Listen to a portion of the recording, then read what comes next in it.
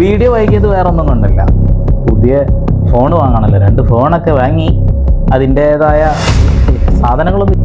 കിച്ചു സുധി, കിച്ചുവിനെ നിങ്ങൾക്ക് അറിയാലോ, സുധിയുടെ ആദ്യത്തെ മകൻ. ഈ ആദ്യത്തെ മകനെ അല്ലേ ഈ അച്ഛൻ വന്നിട്ട് പച്ചയായിട്ട് അവനിട്ട് അവരാധിച്ചിട്ട് പോയത്.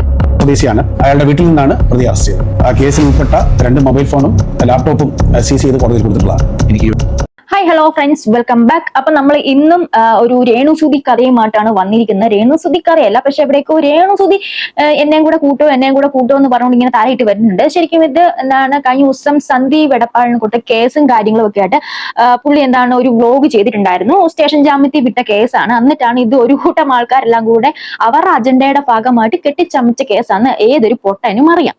വെറും സ്റ്റേഷൻ ജാമ്യത്തിൽ വിടേണ്ട കേസിനാണ് അങ്ങ് മലപ്പുറത്ത് പോയി പുള്ളിയെ പൊക്കി 6-7 മണിക്കൂർ കാറിൽ യാത്രയുണ്ട്. അത്രയും ദൂരെ പോയി കോട്ടയത്ത് നിന്ന് പോലീസുകാരി പോയി ഇവിടെ വരെ കൊണ്ടുവന്ന് രാത്രി ഒരു ദിവസം മുഴുവനും ലോക്കപ്പിൽ കടത്തി കുറെ മീഡിയാസിനും അതിനോടകം വിളിച്ചു വരുത്തി ഇത്രയും വലിയ പബ്ലിസിറ്റി കൊടുത്ത സന്ദീപ് എടപ്പാൾ ചേട്ടന് പബ്ലിസിറ്റി കൊടുത്ത ആ പരാതിക്കാർക്ക് വളരെ എന്നും കടപ്പെട്ടതായിരിക്കണം, സ്മരണ ഉണ്ടായിരിക്കണം. ആർക്ക്? സന്ദീപ് എടപ്പാളിന്. അപ്പൊ ഇത്രയും വലിയ ഫേമസ് ആക്കി കൊടുത്തില്ലേ. അപ്പം അതൊക്കെയാണ് വിഷയം. ഇന്നത്തെ നമ്മുടെ സബ്ജക്റ്റും ഏകദേശം ഇതൊക്കെ തന്നെയാണ്. ഇതിനെ തുടർന്ന് കുറച്ചധികം കാര്യങ്ങളൊക്കെ പറയാനുണ്ട്. അപ്പം ഇത് നിങ്ങൾ ഈ വീഡിയോ ഫുള്ളായിട്ട് കാരണം കുറെ അധികം കാര്യങ്ങൾ നമ്മൾ ഇതിലൂടെ പറഞ്ഞു പോകുന്നുണ്ട്. കുറെ തെറ്റിദ്ധാരണകളുണ്ട്, അതെല്ലാം നമ്മൾ ഇതിനകത്ത് നികത്തി പോരുന്നുണ്ട്. നമ്മുടെ കയ്യിൽ അന്ന് തന്നെ FIRന്റെ കോപ്പി നമ്മുടെ കയ്യിൽ ലഭിച്ചതാണ്. അപ്പൊ നമ്മൾ വളരെ വ്യക്തമായിട്ട് FIR വായിച്ച വ്യക്തികളാണ്. അപ്പം അതിനകത്തൊന്നും എന്തിനാണ് ഇത്രയും വലിയൊരു BNS ഒക്കെ കുത്തിക്കയറ്റി കൊടുത്തതെന്നും നമ്മൾ ആലോചിക്കുന്നുണ്ട്. എന്താണ് ഇതിന് മാത്രം എന്താണ് പൊള്ളിയത്? ഇതൊരു സാങ്കല്പിക കഥയാണ്. പക്ഷെ സാങ്കല്പിക കഥയാണെങ്കിൽ പോലും അതിനകത്തൊരു വോയിസ് വെച്ചിട്ടുണ്ടായിരുന്നു. ആ വോയിസ് മോഡുലേഷൻ വരുത്തിയിട്ടുണ്ടായിരുന്നില്ല, അതൊരു ഫോൾട്ടാണ്. പിന്നെ എന്താണ്, തമ്മിൽ ഒരു പിക്കും കൂടെ കൊടുത്തിട്ടുണ്ടായിരുന്നു, അതും ഒരു ഫോൾട്ട് തന്നെയാണ്. എന്റെ ഭാഗത്ത് നോക്കുമ്പോഴത്തേക്ക് ഫോൾട്ടാണ്. അപ്പം ഇതൊക്കെയാണ് സംഭവങ്ങൾ. So friends, welcome back. നിങ്ങൾ ആദ്യമായിട്ടാണ് എന്റെ ചാനൽ കാണുന്നതെങ്കിൽ ഒന്ന് സബ്സ്ക്രൈബ് ചെയ്തിരിക്കാൻ ശ്രമിക്കുക. അതോടൊപ്പം തന്നെ ഹൈപ്പ് എന്ന് പറഞ്ഞൊരു ഓപ്ഷൻ ഉണ്ട്, അതും കൂടെ ഒന്ന് കൊടുക്കാൻ ശ്രമിക്കുക. പിന്നെ നിങ്ങളുടെ വിലയേറിയ അഭിപ്രായങ്ങൾ തീർച്ചയായിട്ടും കമന്റ് ചെയ്യുക. പിന്നെ ഞാൻ ഇതിന് മുന്നേ സന്ദീപ് എടപ്പാൾ ചേട്ടനെ അറസ്റ്റ് ചെയ്ത സമയത്ത് ഞാനൊരു വീഡിയോ ചെയ്ത് വെച്ചിട്ടുണ്ടായിരുന്നു. അൺഫോർച്ചുനേറ്റ്ലി ആസ് യൂഷ്വൽ എന്റെ തിരക്ക് കൊണ്ട് അത് അപ്ലോഡ് ചെയ്യാൻ പറ്റിയിട്ടില്ല. പിന്നെ എനിക്ക് പറയാനുള്ളത്, ഒരു വ്യക്തി എന്റെ കമന്റ് ബോക്സിൽ വന്നിട്ട് കമന്റ് ഇട്ടിട്ടുണ്ടായിരുന്നു, ഹൈപ്പും തരത്തില്ല, ലൈക്കും തരത്തില്ല. കാരണം എനിക്ക് ഭയങ്കര ജാടയല്ലല്ലോ, അതിന് വേറൊരു സംഭവം ഉണ്ടല്ലോ, ഓവർ സ്മാർട്ട് ആണെന്ന് പറഞ്ഞിട്ടുണ്ടായിരുന്നു. അപ്പൊ ഞാൻ ആ കമന്റ് ശ്രദ്ധിച്ചിട്ടുണ്ടായിരുന്നു. നിങ്ങൾ പറഞ്ഞു എനിക്ക് ഓവർ സ്മാർട്ട് ഉണ്ടോ? ഒരു ഇച്ചിരി വ്യത്യസ്തമായാലല്ലേ 10 ആൾക്കാർ ശ്രദ്ധിക്കുള്ളൂ. അതിനൊക്കെ വേണ്ടിയിട്ടൊക്കെ ആയിരിക്കും. ചുമ്മാ പറഞ്ഞ കേട്ടോ, ഓവർ സ്മാർട്ട് ഒന്നുമില്ല, ഞാൻ ഇങ്ങനെയൊക്കെ തന്നെയാണ്. ചുമ്മാ അങ്ങനെയൊന്നും പറയരുതേ. അപ്പം നിങ്ങൾക്ക് അങ്ങനെ തോന്നിയിട്ടുണ്ടെങ്കിൽ തികച്ചും പോട്ടെ, ചില വാക്കുകൾ കിട്ടൂല. അപ്പൊ നമുക്ക് സന്ദീപ് എടപ്പാൾ ചേട്ടൻ എന്താണ് അന്ന് അവിടെ സംഭവിച്ചതെന്നൊക്കെ പറഞ്ഞുകൊണ്ട് ഒരു വീഡിയോ വന്നില്ലേ, അത് കണ്ടിട്ട് എനിക്ക് രേണുവിന്റെ കുറച്ച് കാര്യങ്ങളും കൂടെ പറയാനുണ്ട്. ഫസ്റ്റ് ഓഫ് ഓൾ സന്ദീപ് ഏട്ടന്റെ ആ വീഡിയോ കാണാം. വീഡിയോ വൈകിയത് വേറെ ഒന്നും കൊണ്ടല്ല, പുതിയ ഫോൺ വാങ്ങണല്ലോ. 2 ഫോണൊക്കെ വാങ്ങി അതിൻ്റെതായ സാധനങ്ങളൊന്നും ഇല്ലടേ ഇതിൽ, അതൊക്കെ അതിൽ കയറ്റണ്ടേ, മെയിൽ ID യും കാര്യങ്ങളൊക്കെ. അതുകൊണ്ട് സമയം വൈകിയതാണ്, വേറെ ഒന്നും വിചാരിക്കരുത്. പിന്നെ ഇന്നലത്തെ ലൈവ് എൻ്റെ സുഹൃത്തിന്റെ ഫോണിൽ ജസ്റ്റ് ഒന്ന് ലോഗിൻ ചെയ്തിട്ട് അപ്പൊ തന്നെ വീഡിയോ ഇട്ട് തന്നുള്ളൂ. കാരണം ചില ആളുകൾ ഇല്ലാ കഥകൾ ഇങ്ങനെ വായിച്ചുകൊണ്ടിരിക്കുന്നു. മജിസ്ട്രേറ്റിന്റെ മുന്നിൽ പോയിട്ടാണ് ഇനി ജാമ്യം കിട്ടുക, ജയിലിൽ അടയ്ക്കപ്പെട്ടു, ഇതാണെന്നൊക്കെ പറഞ്ഞുകൊണ്ട് കുറെ സംഭവങ്ങളൊക്കെ നിങ്ങൾ കേട്ടിട്ടുണ്ടാവുമല്ലോ. എന്താണ് എനിക്കന്ന് സംഭവിച്ചതെന്ന് അറിയാൻ ഒരുപാട് ആളുകളിലെ കൗതുകമുണ്ട്. എന്തിനാണ് അറസ്റ്റ് ചെയ്തത് എന്നുള്ള കാര്യം നിങ്ങൾ കുറെ യൂട്യൂബർമാർ വീഡിയോ ചെയ്തിട്ട് കണ്ടിട്ടുണ്ടാവും എന്നുള്ളതാണ്. സപ്പോർട്ട് ചെയ്തുകൊണ്ടും അല്ലാതെയും ഒരുപാട് ആളുകൾ വീഡിയോ ചെയ്തിട്ടുണ്ട്. എല്ലാവർക്കും ഒരുപോലെ നന്ദി ഞാൻ പറയാം. കാരണം അത്രമാത്രം എന്നെ അങ്ങ് ആകാശത്തേക്ക് പൊക്കി വെച്ചില്ലേ. അപ്പൊ ഒരു കാര്യം സൂചിപ്പിക്കാതിരിക്കാൻ കഴിയില്ലല്ലോ, എന്റെ കഥ, എന്റെ മാത്രം കഥ, എന്റെ സാങ്കല്പിക കഥ. കേസ് കള്ളക്കേസാണ്, ബാക്കിയൊന്നും എനിക്ക് പറയാൻ കഴിയില്ല, അതുകൊണ്ടാണ് കള്ളക്കേസാണ്. ബാക്കിയൊക്കെ കോടതിയിലാണ്. 2 ഫോൺ പിടിച്ചെടുത്തു, ലാപ്ടോപ്പ് പിടിച്ചെടുത്തു. ലാപ്ടോപ്പ് ഞാൻ ഉപയോഗിക്കുന്നതെല്ലാം അവരോട് ഒരുപാട് പറയുന്നുണ്ട്. വീട്ടിൽ വന്ന് അവർ പോകുന്ന ആ സമയം വരെയുള്ള വീഡിയോസ് ഒക്കെ നമ്മുടെ കയ്യിലുണ്ട്. വളരെ മാന്യമായ രീതിയിലാണ് പോലീസുകാർ നമ്മുടെ പെരുമാറിയത്. ഒരു തരത്തിലുള്ള കുഴപ്പങ്ങളും നമ്മളോട് ഉണ്ടായിട്ടില്ല എന്നുള്ളതാണ്. പോകുന്ന സമയത്തല്ല സുഭിക്ഷമായ ഭക്ഷണവും കഴിച്ച് അടിപൊളിയായിട്ട് കാറിൽ അങ്ങ് ഇരുന്ന് പോയി. ഒരുപാട് ആളുകൾ ഇങ്ങനെ കോൾ ചെയ്തുകൊണ്ടേ ഇരുന്നിരുന്നു. അവരെ ഫോൺ എടുക്കാൻ കഴിയില്ല, ഫോൺ അവരുടെ കയ്യിലാണ്. എന്നാലും വീട്ടിലുള്ള ആളുകളുടെ ഫോണൊക്കെ, അളിയനാണെങ്കിലും അല്ലെങ്കിൽ അമ്മ, ചേച്ചി. അപ്പം എന്റെ മാത്രം കഥ, എന്റെ സ്വന്തം കഥ, എന്റെ സാങ്കല്പിക കഥ എന്ന് ഇദ്ദേഹം ഇതിനകത്ത് പറയുന്നുണ്ട്. അപ്പൊ ഞാൻ പറഞ്ഞില്ല, മുന്നേ പറഞ്ഞ 2 ഫോൾട്ടാണ് ഇദ്ദേഹത്തിന് വന്നിട്ടുള്ളത്. പിന്നെ ഞാൻ പറയാനുള്ള, ഇദ്ദേഹത്തിന് ഞാൻ മെസ്സേജ് അയച്ച് കോൺടാക്ട് ചെയ്തിട്ടുണ്ടായിരുന്നു. എനിക്ക് തിരിച്ചു മെസ്സേജും കാര്യങ്ങളൊക്കെ തിരിച്ചു അദ്ദേഹം ഓക്കെ ആണ് എന്നുള്ള കാര്യത്തിൽ അയച്ചിട്ടുണ്ടായിരുന്നു. എന്നെ അറിയത്തില്ല, ഇദ്ദേഹത്തിന് അറിയത്തില്ല. അപ്പം നമ്മുടെ ഒരു സഹപ്രവർത്തകൻ എന്ന നിലയിൽ ഇങ്ങനെ ഒരു കാര്യങ്ങൾ വരുമ്പോൾ നമ്മൾ വിളിച്ചന്വേഷിക്കുന്നുണ്ട്. ഞാൻ ആർക്ക് എന്ത് പ്രശ്നം വന്നാലും ഞാൻ വിളിച്ചന്വേഷിക്കാറുണ്ട്. അങ്ങനെ ഒരു രീതിയിൽ അന്വേഷിച്ചതാണ്.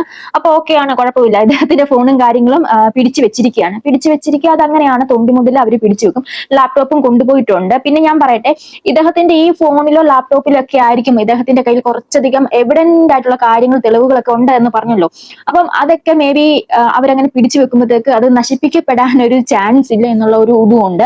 പിന്നെ അതുമല്ല, ഈ പോലീസുകാരുടെ കയ്യിൽ ഇതൊക്കെ കാണുമ്പോഴത്തേക്ക് അവർക്ക് ഇത് മനസ്സിലായിട്ടില്ലേ, ഇദ്ദേഹത്തിന്റെ ഭാഗത്ത് ന്യായമുണ്ടെന്നുള്ള കാര്യത്തിൽ പോലീസുകാർക്കും മനസ്സിലായല്ലോ. അതുകൊണ്ടാണല്ലോ സ്റ്റേഷൻ ജാമ്യത്തിൽ വിട്ടത്. എന്തൊക്കെയായിരുന്നു ഇവിടെ കടന്ന് പറഞ്ഞു, കോടതി നാളെ ഹാജരാക്കും, എന്നിട്ട് ഇത് റിമാൻഡ് വിടും, അതാണ് ഇതാണ്, ആ രീതിയിലുള്ള ഹൈപ്പും കാര്യങ്ങളാണ് പോയിക്കൊണ്ടിരുന്നത്. അപ്പൊ ഇതൊരു ചുക്കുമില്ല ചുണ്ണാമ്പും ഇല്ലെന്ന് ഇപ്പം കാര്യങ്ങൾ മനസ്സിലായിട്ടുണ്ടായിരുന്നല്ലോ. അപ്പം ഇതൊക്കെയാണ് ആരൊക്കെയോ പേടിക്കുന്നുണ്ട്. പിന്നെന്ന് പറഞ്ഞാൽ ഇതിനകത്ത് എന്തിനാണ് രേണുസുധിയുടെ ഫാമിലി ഇത്ര അധികം ഇതിന് താല്പര്യം കാണിക്കുന്നത് എന്നുള്ള കാര്യത്തിൽ എനിക്ക് ഇപ്പോഴും വ്യക്തമാകുന്നില്ല. ശരിക്കും സീരിയസ്ലി അവര് താൻ കുഴിച്ച കുഴിയിൽ താൻ തന്നെ വീഴുമെന്ന് പറഞ്ഞിട്ടില്ലേ. ഈ പരാതി കൊടുത്ത പരാതിക്കാരൻ വളരെ വലിയ ഒരു താപ്പാന തന്നെയാണ്. അദ്ദേഹത്തിന് കളിക്കാൻ അറിയാം, കളിക്കാനും കളി പഠിപ്പിക്കാനും കളിപ്പിക്കാനും അറിയാമെന്നാണ് എന്റെ ഒരു നിഗമനം. അപ്പം അതിനകത്തൊക്കെ രേണുസുധിയൊക്കെ ചെന്ന് വീണ് കൊടുക്കുകയാണ്. അങ്ങോട്ട് ചാടാ കുട്ടിരാമ, ഇങ്ങോട്ട് ചാടാ കുട്ടിരാമ എന്ന് പറയുമ്പോഴത്തേക്ക് ആ ഒരു അവസ്ഥയിലാണ് രേണുസുധിയുടെ ഫാമിലി ഒക്കെ ഇരിക്കുന്നത്. ഇപ്പൊ നിങ്ങൾ ഈ പ്രതിഷേധത്തിനും പ്രതികാരത്തിനും ഒന്നും പോകേണ്ട സമയമല്ല. നിങ്ങളുടെ സിറ്റുവേഷൻ അങ്ങനെയാണ്. നിങ്ങൾ നാലാറ വെറുപ്പ് വാങ്ങിക്കാതെ നിങ്ങൾ നിങ്ങളുടേതായ വഴിക്ക് പോവുക. ഈ പരാതി ഉന്നയിച്ചിരിക്കുന്ന ആളുടെ രീതിക്ക് പോയിക്കോളും. നിങ്ങൾ ഇതിനകത്ത് പോയി സഖ്യകക്ഷി ചെയ്യണമെന്ന് അത് പറയുന്നത് വളരെ നിങ്ങളുടെ മണ്ടത്തരമാണ്. ഇതിന് ഒരു 5-6 മാസം മുന്നെയാണ് ഇതേ വ്യക്തി രേണുസുധിക്കും കൂട്ടുകാരികൾക്കും എതിരെ കേസും കാര്യങ്ങളൊക്കെ കൊടുത്തത്. ഞാൻ മുന്നേയും പറഞ്ഞിട്ടാണ് ബിഷപ്പാമ്പെന്നോ അല്ലാത്ത പമ്പെന്നോ അങ്ങനെ മറ്റെന്തൊക്കെയോ വിളിച്ചുകൊണ്ട്. അപ്പൊ എന്തൊക്കെയായാലും ഇദ്ദേഹം പറഞ്ഞ് തുടർന്നും കൂടെ കേൾക്കാൻ വന്നിട്ട് നമുക്ക് കുറച്ച് കാര്യങ്ങൾ ഇങ്ങനെ കോൾ ചെയ്തുകൊണ്ടേ ഇരുന്നിരുന്നു. അവരെ ഫോൺ എടുക്കാൻ കഴിയില്ല, ഫോൺ അവരുടെ കയ്യിൽ. എന്നാലും വീട്ടിലുള്ള ആളുകളുടെ ഫോണൊക്കെ, അളിയനാണെങ്കിലും അല്ലെങ്കിൽ അമ്മ, ചേച്ചി, അങ്ങനെയുള്ള ആളുകളുടെ ഫോൺ മാത്രം എടുക്കാൻ സമ്മതിച്ചിരുന്നുള്ളൂ. ബ്രദേഴ്സിന്റെ ഒക്കെ പുറത്തുനിന്നുള്ള നമ്മളെ ലോയേഴ്സും അങ്ങനെയുള്ള ആളുകളുടെ നമ്പർ എടുക്കാൻ പറ്റിയില്ല. ഒരുപാട് യൂട്യൂബർമാർ ഇത് അറിഞ്ഞു വിളിച്ചുകൊണ്ടിരുന്നു, ആരും എടുക്കാൻ കഴിഞ്ഞില്ല. അപ്പൊ നമുക്ക് ഒന്നിനാണ് തുടങ്ങാം. അസുഖമുള്ള അവരെയാണ് ഞാൻ അതും പറഞ്ഞതെന്നൊക്കെ പറഞ്ഞുകൊണ്ടാണ് ആളുകൾ പലതും പറഞ്ഞത്. പക്ഷേ ഈ അസുഖമുള്ള ആൾക്ക് വേണ്ടിയിട്ട് ഞാൻ പ്രാർത്ഥിച്ച് അമ്പലത്തിൽ നിന്ന് വരുന്ന ഒരു വീഡിയോ ഇൻസ്റ്റാഗ്രാമിൽ കിടക്കുന്നുണ്ട്, എന്റെ യൂട്യൂബിൽ കിടക്കുന്നുണ്ട്. നിരന്തരമായി അവരുടെ അസുഖം മാറണമെന്ന് ഞാൻ മുട്ടിപ്പായി പ്രാർത്ഥിക്കുന്നു എന്നൊക്കെ ഞാൻ ഇടക്കിടക്ക് പറയുന്നു. ഇന്നും ഞാൻ ആ പ്രാർത്ഥനയിൽ മുഴുകുന്നു. അതത്രേ ഉള്ളൂ. അതിനർത്ഥം നിങ്ങളുടെ ഹീറോ പേടിച്ചു പോയി എന്നുള്ളതാണോ? അല്ല, ഒരു ഭയപ്പാടും എനിക്കില്ല. എന്റെ വീട് നിങ്ങൾ കണ്ടിട്ടുണ്ടോ? പിന്നെ ഒരു പ്രസ്തുത വ്യക്തി എന്റെ അടുത്ത് വന്നത് എന്തോ ചോദിക്കുന്നുണ്ടായിരുന്നല്ലോ, അതെന്താണെന്ന് പറയണേ സന്ദീപ് എന്ന് കമന്റ് കുറേ കണ്ടു. ഇത്രയേ ഉള്ളൂ. പുറത്തേക്ക് പറയാൻ കഴിയാൻ പറ്റാത്ത രീതിയിലുള്ള ഒരു വേർഡ് ആൾ എന്റെ മുഖത്ത് നോക്കി പറഞ്ഞിട്ടുണ്ട്.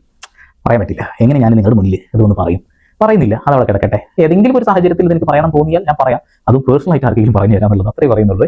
ഓക്കെ, അപ്പോൾ ഈ ഒരു കാര്യത്തിന് എന്നെ ഇവിടെ നിന്ന് കൊണ്ടുപോയി അവിടെ എത്തിയതിനു ശേഷം സംഭവിച്ച കാര്യങ്ങളാണ് എനിക്ക് പറയാൻ പോകുന്നത്. ഇവിടുന്ന് പോലീസുകാർ നല്ല മാന്യമായ രീതിയിൽ പെരുമാറ്റം, വീട്ടിൽ വരുന്ന സമയത്ത് എന്റെ സ്വഭാവം എന്താണെന്ന് അറിയാത്തത് കൊണ്ട് ഒന്ന് ബലം പിടിച്ചിട്ടുണ്ടായിരുന്നു. സന്ദീപ് ഇങ്ങോട്ട് സ്റ്റേഷനോട്ട് കയറി വന്നപ്പോഴത്തേക്ക് ഭയങ്കര ആരവത്തോടെ ഒരാള് നീലക്കുയിലിനെ മഞ്ഞക്കുയിലിനെക്കാളും ആവേശത്തില് വീഡിയോ പിടിച്ചുകൊണ്ട് അദ്ദേഹത്തിന്റെ വായിൽ കയറി ഇരുന്നിട്ട് എന്തോ പറയുന്നത് നമ്മൾ കണ്ടതാണ്. അപ്പൊ അതെന്തോ ആർക്കും പറയാൻ പറ്റാത്തത്ര ഒരു വേർഡാണ് ആള് പറഞ്ഞത് എന്നാണ് മനസ്സിലാക്കുന്നത്. എന്തിന്റെ കാര്യമാണ്, എന്തിനാണ് നിങ്ങൾ ഇത്ര തിളയ്ക്കുന്നത്? തങ്കച്ചൻ ചേട്ടനാണല്ലോ അല്ലേ? അപ്പം എനിക്കങ്ങനെയാണ് തോന്നിയത്. ഇതിപ്പം ഇയാളൊക്കെ ഇങ്ങനെയൊക്കെ പെരുമാറുമ്പോൾ അത് ആരെയാണ് നെഗറ്റീവായിട്ട് ബാധിക്കുന്നത്? നിങ്ങളുടെ മകളെ തന്നെയാണ് ഇത് നെഗറ്റീവായിട്ട് ബാധിക്കുന്നത്. പിന്നെ നാണമില്ലാത്തവർക്ക് ആല് വെളുത്താലും അത് ടണലായിട്ട് നിൽക്കുമല്ലോ. അപ്പം അതിൽ നിന്നൊന്നും ഞാൻ ഒന്നും പറയുന്നില്ല. അപ്പൊ ഇതൊക്കെയാണ് കാര്യങ്ങളുടെ കിടപ്പുവശം. ഇങ്ങനെയൊക്കെയാണ് നെഗറ്റീവ് വാരി കൂട്ടി ഒരു ഉടുപ്പുമില്ലാതെ നിൽക്കുന്ന ഒരു ഫാമിലി. ഞാൻ ആദ്യമായിട്ടാണ് ഇങ്ങനെ ഒരു ഫാമിലിയെ ഫേസ് ചെയ്യുന്നത്. എത്ര വർഷമായിട്ട് ഈ ഒരു കോൺട്രവേഴ്സി തുടങ്ങിയിട്ട്? ഒരു 2-2.5 വർഷത്തിന് മേളിലായില്ലേ ഈ ഒരു കോൺട്രവേഴ്സി തുടങ്ങിയിട്ട്. അന്ന് വരെ ഇതുവരെ ഒരു ഉളുപ്പ് പോലും ഇല്ലാതെ ഇത്രയും തൊലിക്കട്ടി ദൈവത്തിന് പോലും ഇവരെ തിരുത്താൻ പറ്റത്തില്ല എന്നുള്ള കാര്യം എവിഡന്റ് ആണ്. അല്ലെങ്കിൽ ഈ ഒരു അവസരത്തിലും ആൾക്കാർ തളരേണ്ടതാണ്. പക്ഷെ അവിടെയും തളരാതെ ഇത് ഈ നെഗറ്റീവ് റീച്ച് പോരട്ടെ എന്ന് പറഞ്ഞ് നിൽക്കുന്നവരുടെ ആർജവം പറയാതിരിക്കാനേ പറ്റത്തില്ല. എന്തൊക്കെയായാലും എന്താണ് ഈ ഒരു നമ്മുടെ വീട്ടിലൊക്കെ ഇതുപോലെ പിള്ളേരൊക്കെ കടന്ന് നമ്മളൊക്കെ ഇങ്ങനെ കടന്ന് പെരുമാറുവാണെങ്കിൽ, അല്ലെങ്കിൽ നമുക്ക് ഇങ്ങനെ അസുഖം വരുവാണെങ്കിൽ നമ്മുടെ വീട്ടിൽ ഇരിക്കുന്നവര് കാരണവന്മാര് പറയും, എടി ഒന്ന് അടങ്ങിയിരിക്കും, വിട്ടുകള, ഇതിന്റെ പുറകെ പോവാതെ ചുമ്മാ മറ്റുള്ളവരെ കൊണ്ട് പറയിപ്പിക്കാതെ ഇപ്പൊ പ്രാർത്ഥിച്ച് നമുക്ക് നമ്മുടെ കാര്യം നോക്കാം. അസുഖമല്ല, ആദ്യം അസുഖം മാറ്റാം, എന്നിട്ട് മതി അടുത്തത്. അവരെന്തെങ്കിലും കിടന്ന് പറയട്ടെ എന്നേ നമ്മുടെ വീട്ടുകാരൊക്കെ പറയുള്ളൂ. അല്ലെങ്കിൽ ഇതുപോലൊക്കെ നിസ്സാര കാര്യത്തിനൊക്കെ, അല്ലെങ്കിൽ വലിയവരും തല്ല നമ്മൾ എന്തിനാ ഇടപെടുന്നത്? അവരുടെ കാര്യം നോക്കിപ്പോട്ടെ, നമുക്ക് നമ്മുടെ കാര്യം നോക്കാം. അല്ലെങ്കിൽ വീട്ടിന്റെ ഫ്രണ്ടിൽ വന്ന് നമ്മളെ വലിയ ചെറിയ കാര്യങ്ങളൊക്കെ വിളിക്കുവാണെങ്കിൽ ശരി, ഓക്കെ, നമ്മൾ ഇടപെടുന്നതിനകത്ത് കാര്യമുണ്ട്. ഇത് അതൊന്നുമല്ല. ഇത് ആരാണ്ടോ കാര്യങ്ങൾക്ക് വേണ്ടിയിട്ട് ഇത്ര ഇതായിട്ട് പോകുന്നതിന്റെ വസ്തുത എന്താണെന്ന് എനിക്ക് മനസ്സിലാവുന്നില്ല. പിന്നെ അതുപോലെ തന്നെ ഇദ്ദേഹത്തിന്റെ പല ചാനലുകളിലും അനീഷ് വ്ലോഗ് അടക്കം ചെയ്തിരുന്നത് രേണുസുധി അപമാനിച്ചു, ഈ രോഗാവസ്ഥയിലും രേണുസുധി അപമാനിച്ചു എന്നാണ് പറയുന്നത്. ഞാൻ ഇദ്ദേഹത്തിന്റെ വ്ലോഗിൽ എവിടെയും രേണുസുധി അപമാനിക്കുന്നത് കണ്ടിട്ടില്ല. രേണുസുധി പറഞ്ഞ 2-3 സ്റ്റേറ്റ്മെന്റ് ഉണ്ടായിരുന്നു. ഞാനും എടുത്ത് റിയാക്ട് ചെയ്താണ്. അത്യാവശ്യം നല്ല റീച്ചും കാര്യങ്ങളോട്ടും പോയ ഒരു സംഭവമാണ് അത്.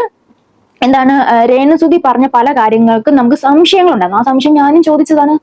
ആ സംശയം എല്ലാവർക്കും ആ ഒരു സംശയവും അതേ തുടർന്ന് വന്ന ജനങ്ങൾക്ക് തെറ്റിദ്ധാരണകൾ ഉണ്ടാകുന്ന രീതിയിൽ, അതായത് ഈ രോഗത്തോട് മല്ലിടുന്ന ആൾക്കാർക്ക് തെറ്റിദ്ധാരണ ഉണ്ടാവും. അപ്പൊ ആ ഒരു തെറ്റിദ്ധാരണ ക്ലിയർ ചെയ്ത് കൊടുക്കുക മാത്രമാണ് സന്ദീപ് എടപ്പാടിന്റെ ചാനലിലൂടെ ചെയ്തിട്ടുള്ളത്. അതായത് രേണുസുതി എന്നുള്ള വ്യക്തിയിൽ ഇവിടെ പണ്ടത്തെ പോലെ നമ്മൾ വലിച്ചീറി ഒട്ടിക്കാനോ അങ്ങനെ അപമാനിക്കാനോ ഒന്നും ആരും ഒരു ബ്ലോഗേഴ്സും നിന്നിട്ടില്ല. പിന്നെ ഈ രേണുസുതി തന്നെയാണ് രേണുവിന്റെ പേര് എടുത്തിടിയിക്കുന്നത്. കാണണമെന്ന് പറഞ്ഞു, അയാൾ എന്നെ കാണാൻ വന്ന് മുഖത്ത് നോക്കിയില്ല, കാലിലേക്ക് നോക്കിയിട്ട് അങ്ങനെ പോവുകയും ചെയ്തിട്ടുണ്ടായിരുന്നു കേട്ടോ. ഓക്കെ, പരിപാടി അത്ര ഉണ്ടാകുന്നുള്ളൂ. പിന്നെ പോലീസുകാർ ഭക്ഷണം കാര്യങ്ങൾ വാങ്ങി തരുന്നുണ്ട്. എൻ്റെ ഏട്ടനും മറ്റുള്ള ആളുകളൊക്കെ അപ്പോൾ അവിടെ എത്തി. രാത്രി ജാമ്യം കിട്ടിയില്ല, അത്രയും നേരം വൈകിയതുകൊണ്ട് ജാമ്യം കിട്ടിയില്ല. എൻ്റെ വീട്ടുകാരാണ് എനിക്ക് പുറത്ത് ഭക്ഷണം വാങ്ങിക്കൊടുക്കുന്നത്, ഞാനത് കഴിച്ചു. നമുക്ക് നിലവിൽ 3 മണി വരെ ഒന്നും ഉറങ്ങാറില്ല, ശീലല്ലേ ഉറങ്ങിയിട്ടൊന്നും ആ സമയത്ത്. എടാ, ഈ അച്ഛൻ ഇങ്ങനെ കേസ് കൊടുക്കുമ്പോൾ നമുക്ക് ഒരു കാര്യം കൂടെ പറയാതിരിക്കാൻ പറ്റത്തില്ല. കിച്ചു സുധി, കിച്ചുവിനെ നിങ്ങൾക്ക് അറിയാലോ, സുധിയുടെ ആദ്യത്തെ മകൻ. ഈ ആദ്യത്തെ മകനെ അല്ലേ ഈ അച്ഛൻ വന്നിട്ട് പച്ചയായിട്ട് അവനിട്ട് അവരാധിച്ചിട്ട് പോയത്, പറയാതിരിക്കാൻ പറ്റത്തില്ല കേട്ടോ ഗൈസ്. അവന് എന്തെല്ലാമാണ് ഈ അച്ഛൻ സോഷ്യൽ മീഡിയയുടെ മുന്നിൽ വന്ന് പറഞ്ഞത്. അപ്പത്തേക്ക് അയാൾക്ക് എന്തും പറയാം, എന്ത് തോന്നിവാസവും മറ്റുള്ളവരെ കുറിച്ച് പറയാം. ഇയാളെ കുറിച്ച് ഇയാളുടെ പേര് പോലും എടുത്ത് പറയാണ്ട് വേറെ ആരുടെ ഒരു കഥ പറഞ്ഞപ്പോൾ ഇയാൾക്ക് പൊട്ടി, അത് കുരി പൊട്ടി FIR വരെ ഇടിച്ചു. എന്ത് അർഹതയുണ്ട് ഇദ്ദേഹത്തിന് ഇങ്ങനെ ഒരു കേസും കാര്യങ്ങളുമായിട്ട് മുന്നോട്ട് പോകാൻ?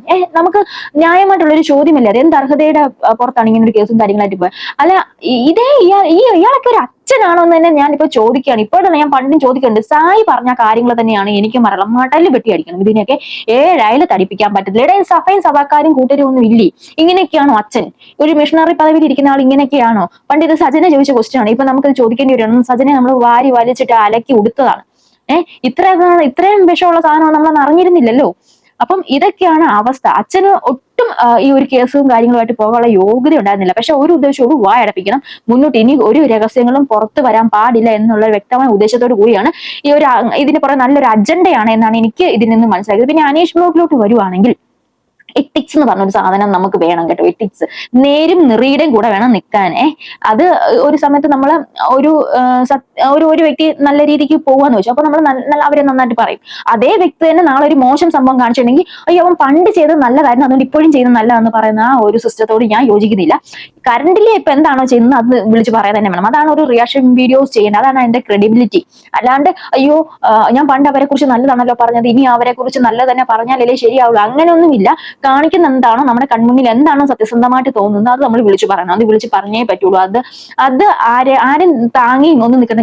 ഞാൻ സ്വന്തമായിട്ടാണ് വീഡിയോ ചെയ്യുന്നത്. എനിക്ക് ഗ്രൂപ്പും കാര്യങ്ങളും ഒന്നുമില്ല. അപ്പനുള്ള പരിപാടിയുള്ളൂ. എന്താ എനിക്ക് ശരിയെന്ന് തോന്നുന്ന കാര്യങ്ങൾ ഞാൻ പറയും.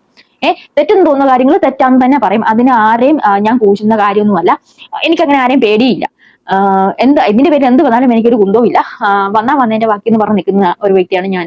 അപ്പം എനിക്ക് ഇങ്ങനെയൊക്കെയാണ് തോന്നിയത്. ഇതൊന്നും ഈ ദൈവത്തെ ഓർത്ത് ഈ ഒരു ഇങ്ങനത്തെ പണിക്കൊക്കെ പോകുമ്പോഴത്തേക്ക് ആ ഒരു കുരിശും മാലയും പിന്നെ എന്നാ തിരുവസ്ത്രം ഊരി വെച്ചിട്ട് ഇരിക്കുവാണെങ്കിൽ കുറച്ചിങ്ങനെ മാന്യത ഉണ്ടാകും. യേശുവിനോട് അത്രയെങ്കിലും ഒരു ഇത് കാണിക്കണം.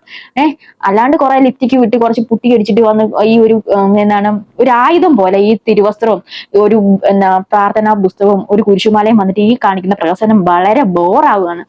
ഞാൻ ഇപ്പോഴും ചോദിക്കുക, സഭയും സഭക്കാരും ഒന്നും ഇല്ല, ഇതൊന്നും ആരും കാണുന്നില്ലേ?